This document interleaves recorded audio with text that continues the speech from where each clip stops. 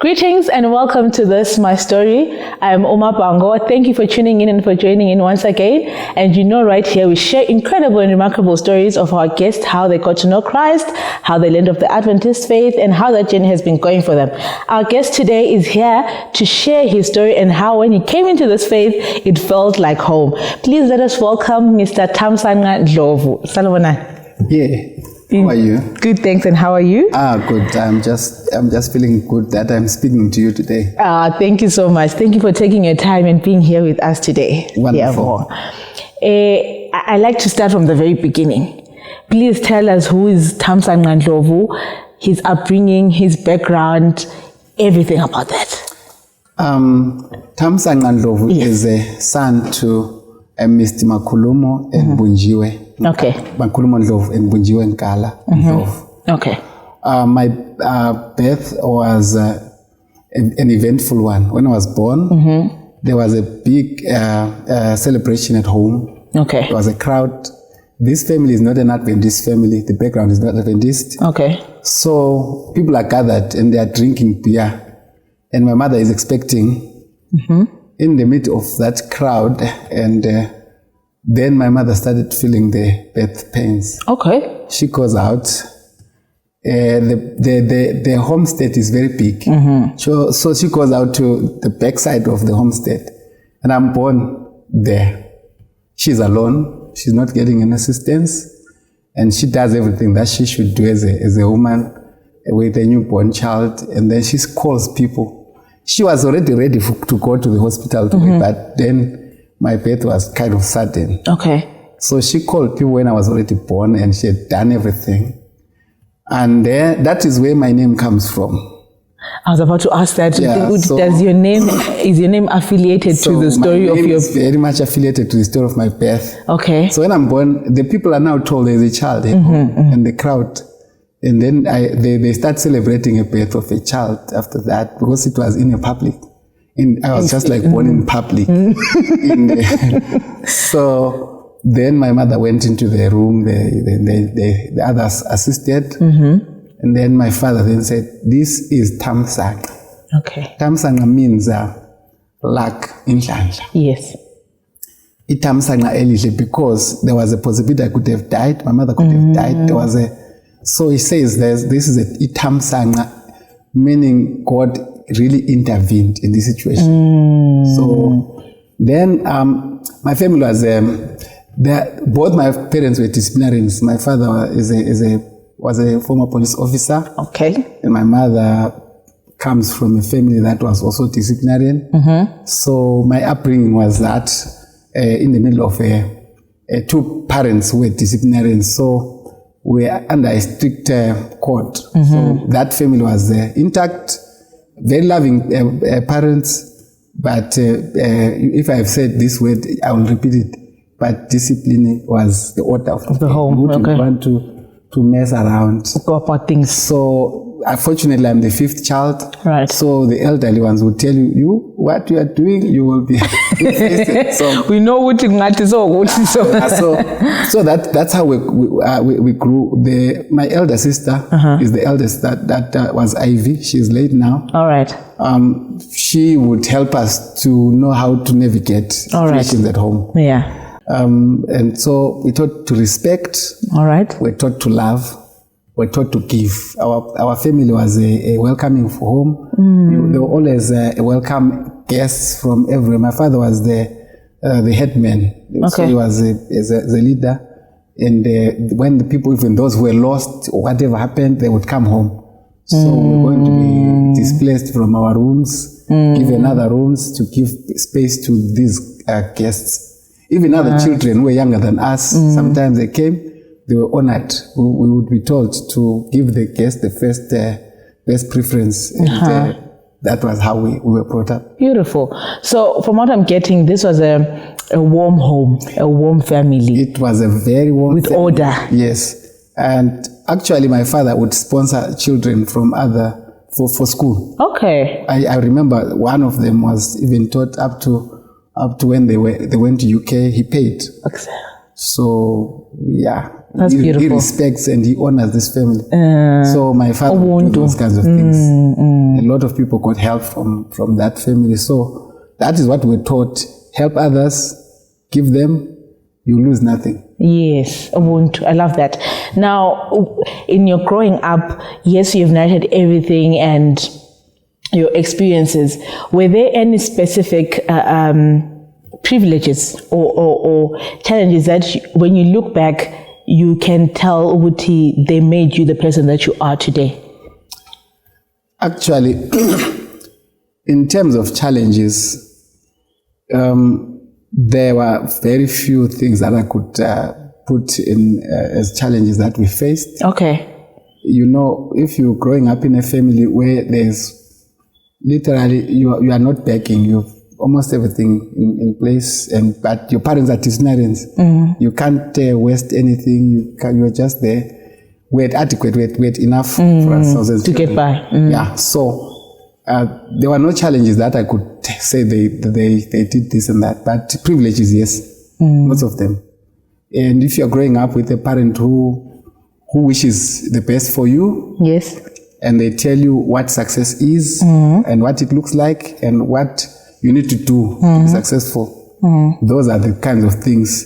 And the most important things that we're taught are values of love, value of respect, the value of we were told all elderly people were like our parents, and all young people were like our brothers and sisters. So those kinds of that kind of environment taught us to know and respect people who they were. Now, with all of that, was there a particular religion, maybe in the family, that you were exposed to?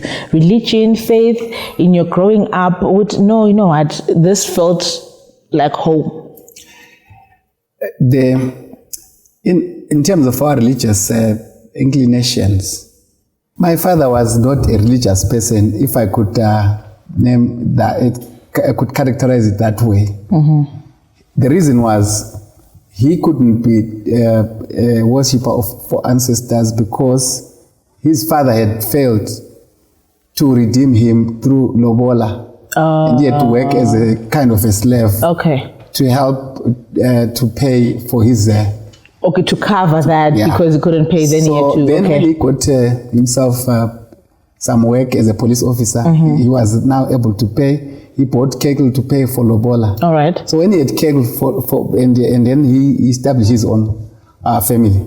Okay. So he was taking care of his own father, his mother, the rest of the siblings, taking them to school.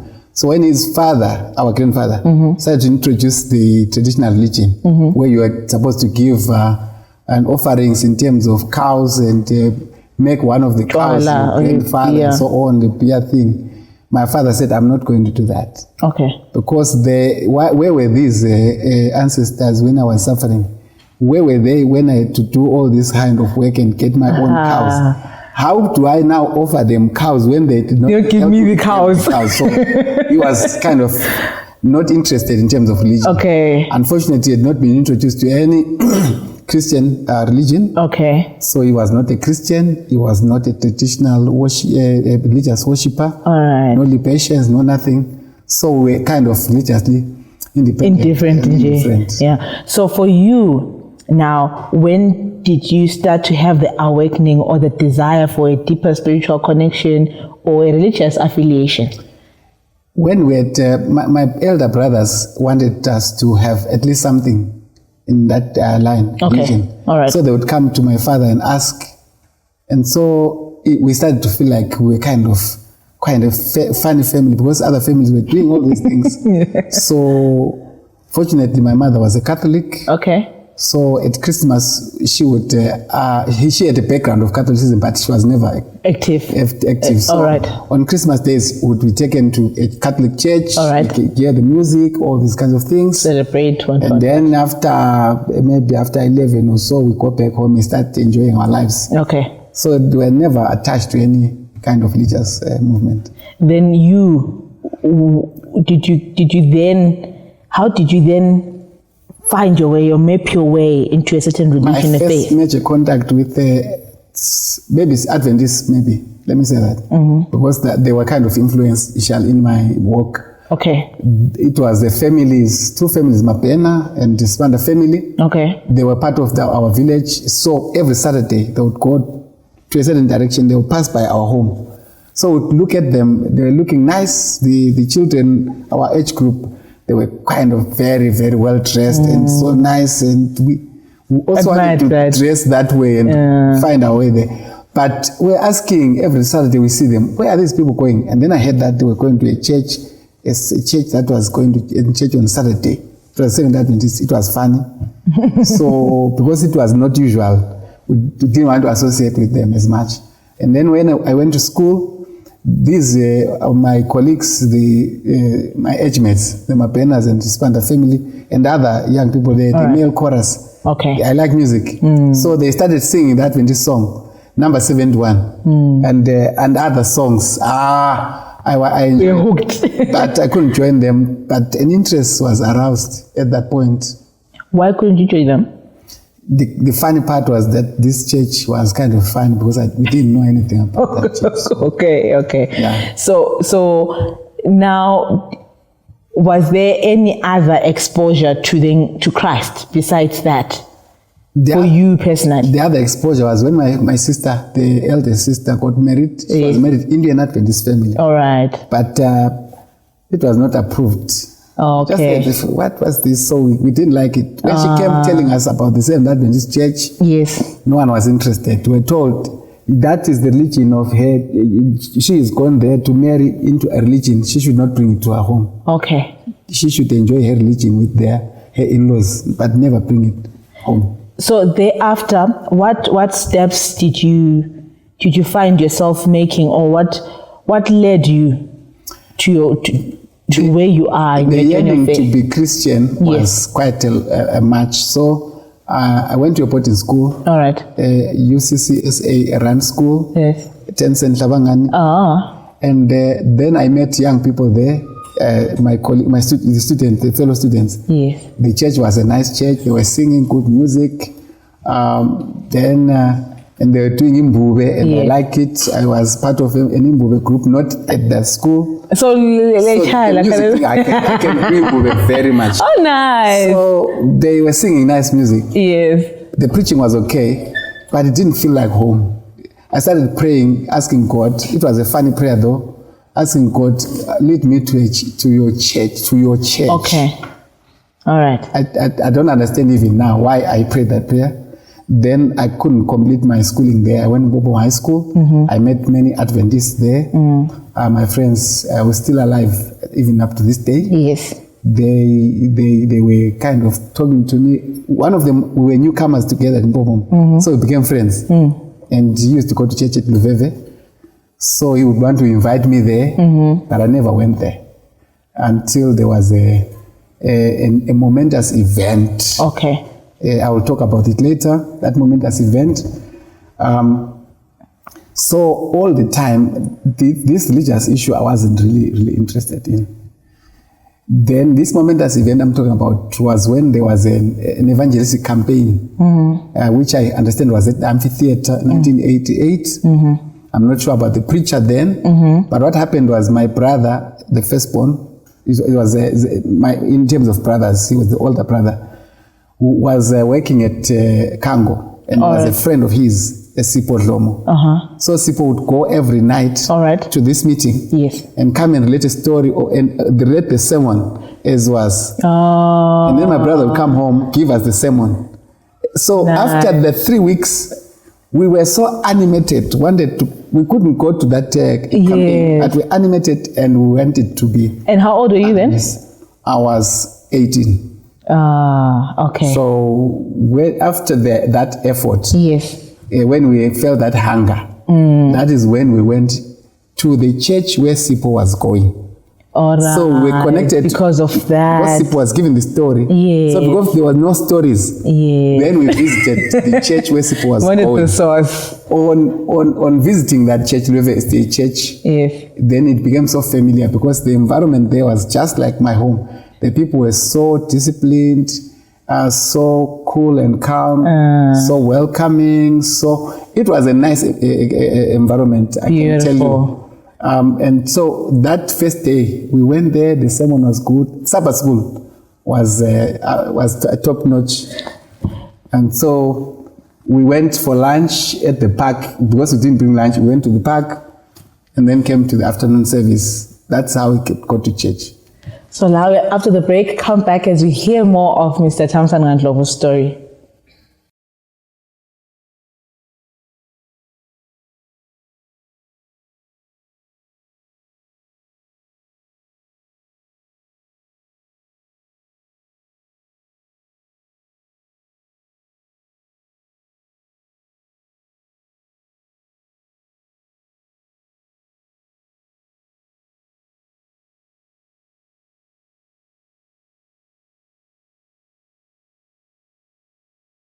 If you're just tuning in now, we are seated with Mr. Thamsanqa and Ndlovu, who's been telling us how this very place, this faith felt like home. And before the break, he was narrating everything about that. Mr. Ndlovu, you left us at how the messages that Sipho brought to you left you yearning for more, and you were led to Ndlovu. Was there any other catalyst that made Ndlovu feel like home, this space like home? Definitely there was. Actually, there are two things that I want to share. Yes. Number one, my father passed away. He died. At that point, his death also left a very big gap in my life. So we're looking for at least something to hold on to. All right. A rock, like someone who could assist us. At that time, we're really searching for something that foundation that we could bank on. You know, if you have lost your father and the world has collapsed around you.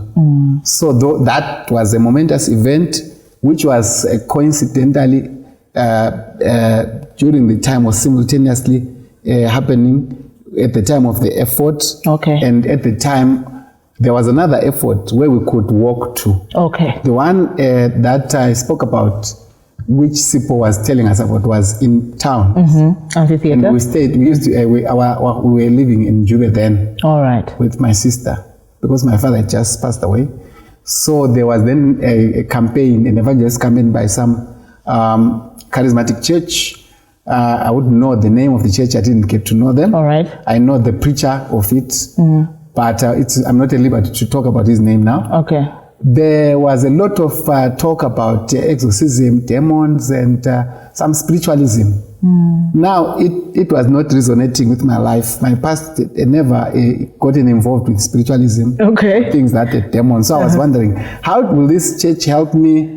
Because I don't have a demon, so how does this message fit with me?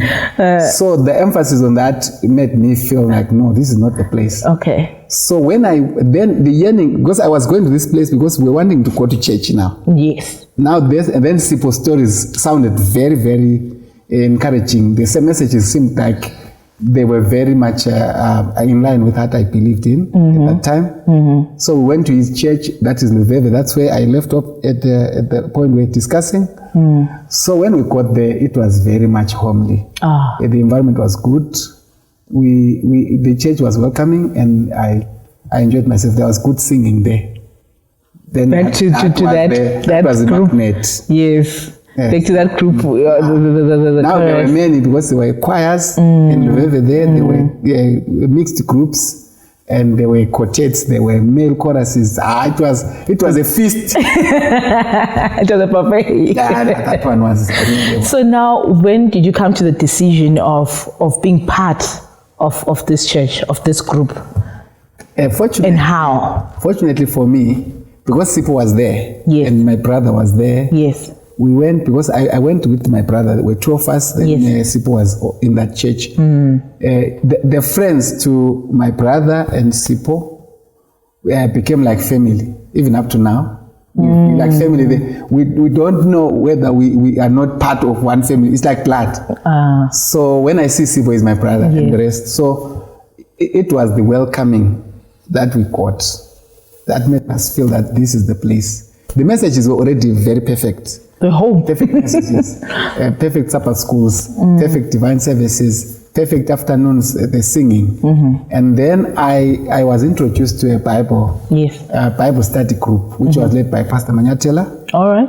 And he immediately liked me and made me his Bible reader during that time. So I became his Bible reader for quite a long time. So he was teaching us in the Bible, because when we were coming to church, there was a pre-baptismal class. Yes. So all the people that were in church, we are not yet baptized, would be taken to that class, and he was the teacher in that class. And I was a good reader. So I became his Bible reader, answering questions in that Bible class, getting to know more. So for me, it was not like there was a sermon. Oh. It was like I go to a church, I felt like it was this is was a home. journey, yes. And then I go to the Bible class, I get taught proper things, and the pastor was encouraging me. He loved me also, this Bible teacher and pastor, and he takes me to the afternoon Bible class. In the morning, before Sabbath school, I'm his Bible reader. In the afternoon, I'm his Bible reader. So I joined the Bible classes, and that is how I got much convinced that I need to be baptized. Actually, when the time came, it was June, it was very cold. But we were convinced we wanted to be baptized. We couldn't miss that occasion. So there is no moment I can point to, but it was a very big process of learning and education and conviction. That was daily on every Sabbath. And then I started reading the Spirit of Prophecy, because Pastor Mantel loved Spirit of Prophecy. So he gave me books and referred to me to books. So I bought Steps to Christ, got involved with little evangelists, one of which I can name is a pastor with me, Pastor Ndlovu Josephat. I was attracted to him because of he was a leader in the music. So I wanted to join one of the groups he was leading. It was called Pilgrims Home at Praise. All right. So when I got to him, I just asked, can I, because when they were singing, let me just relate. To me, it was like they were accompanied by angels. Oh. It was like it was the angels singing. And when after singing, the marketplace is empty. Yes. That song. Yes, yes. Or the streets, that song, they sang that song and many others. Every time they were singing, it appeared to me as if these people were singing with angels. I wanted to be part of that group. So I haven't told him, but just I haven't told him. Yeah, you have to. I just got to him. He was coming out of the church. I said, can I join your group? He said, yes. And did you? The following week I started. Then I beautiful. got baptized, and that was the story. The little evangelists were my friends. I used to help them in the canvassing. And one thing that I'm picking up in all of this is, I think why this place felt like home is because of your background as well. Yes. Given what you've just narrated, your upbringing at home, the discipline that was in the home, and now here you are in a place where there's order as well, and it feels home. So I think upbringing has a lot to do with our perspective and our reception of things in life. It has much to do with that. Actually, the order that we may miss these days in our churches, we should restore if we are missing it in one of the churches. There are people who may never come to our church if they find us disorderly. If I had found that the church was disorderly, I don't believe I would have been there. Yes, now. Because there are places that you left because there was no order. No order, and there were no, everything was not coherent. Anyone could come up and do something, and those kinds of things. So the systematic way of teaching, the orderliness, the general calmness, and the spirit. The people in the SDA church then, at Ndlovu specifically, they were very calm. You would go there and feel like this is a place that I want to be. Yes. And we had a lot of respect for and respected people there. Definitely. Yeah, very neat and nice. Of course, I wasn't there, but my family also attended there. Now, through that journey of studies and meeting people, what experience did you have with your friends and family regarding this new faith that you'd embraced? The excitement of being a member of this Seventh-day Adventist Church took us very, very far. My experiences were very nice. We started participating in witnessing with my friends, Ndlovu and the Dubes and Moyos, I can name them. We started working for the Lord. with my friends. I loved witnessing. I loved singing. I also wanted to preach, but my first experience at preaching was a disaster. I don't want to talk about it. Yeah, so... You felt like, I'm not going to do this again. That one, I told myself I will never again.